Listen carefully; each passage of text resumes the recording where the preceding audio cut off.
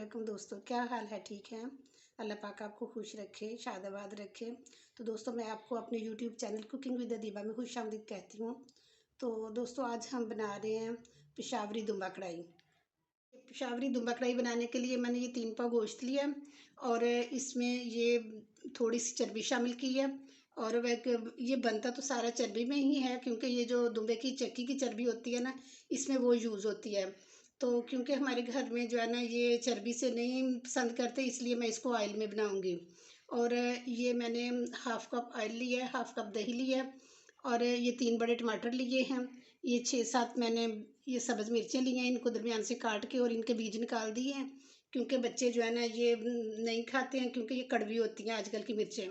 ये 2 इंच का अदरक का टुकड़ा है और ये लहसुन है और ये धनिया धो के मैंने काट के धो के रख लिया है।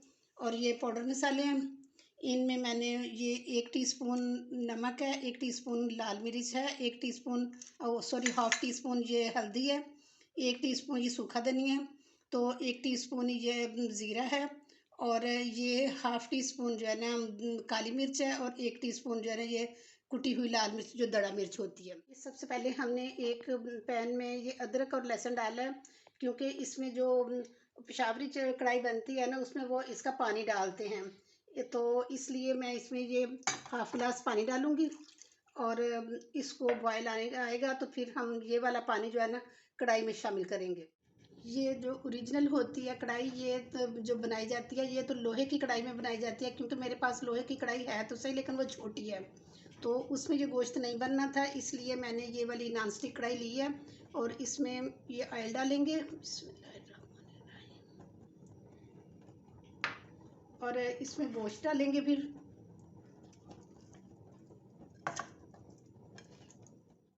ये हमने गोश्त इसमें डाल लिया और इसको हम थोड़ा फ्राई करेंगे, जब तक कि इसकी जो एक स्मेल होती है, या ये है कि इसका कलर चेंज हो जाएगा और स्मेल ख़त्म हो जाएगी, तो तब तक हम इसको इसमें फ्राई करेंगे।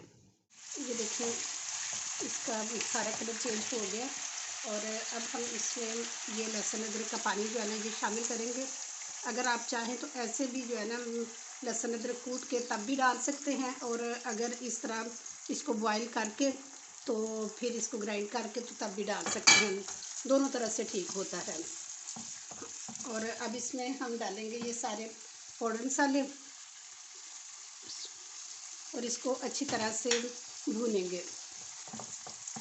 इसमें हम टमाटर भी शामिल कर लेंगे। ये मैंने हाफ़ करके टमाटर रखे हैं, तो ये शामिल करेंगे ताकि इनका ये छिलका भी उतर जाएगा आराम से और ये सॉफ्ट भी हो जाएंगे।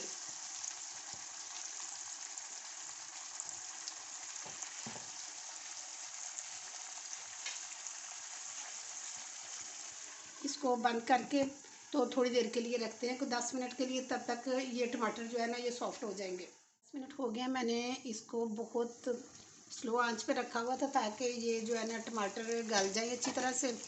और ये देखिए माशाल्लाह सॉफ्ट हो चुके हैं, और इसी तरह हम ये सारे इसके जो है ना ऊपर से छिलके उतार लेते हैं। ये देखें, इस तरह सारे हम इनके ऊपर से छिलके उतार लेंगे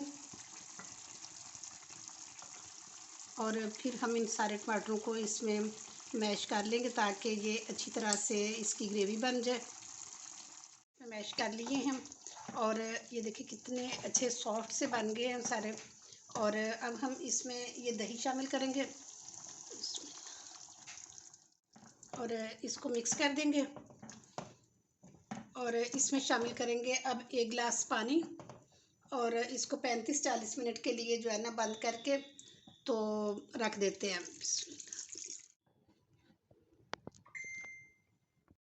45 मिनट हो चुके हैं, देखते हैं। माशाल्लाह पानी तो काफ़ी खुश्क हो चुका है और ये देखिए गोश्त भी बड़ा अच्छा सा गल चुका है। और अब इसको हम भूनेंगे अच्छी तरह से, क्योंकि हर खाना जो है ना जितना ज़्यादा अच्छा इसकी बुनाई होगी उतना ज़्यादा अच्छा बनेगा। और अच्छी तरह से इसको भून के तो फिर हम इसको डिश आउट करते हैं।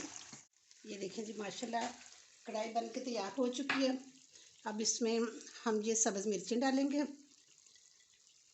ये अदरक,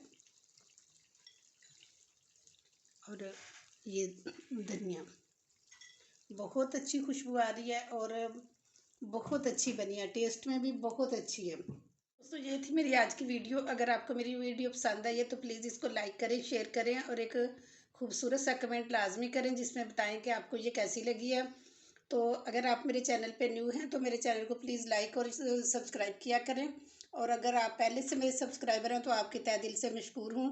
तो इंशाल्लाह नेक्स्ट बहुत अच्छी वीडियो के साथ दोबारा हाज़िर होंगी। तब तक के लिए इजाज़त दें, अपना बहुत ख्याल रखना। ओके जी, अल्लाह हाफिज़।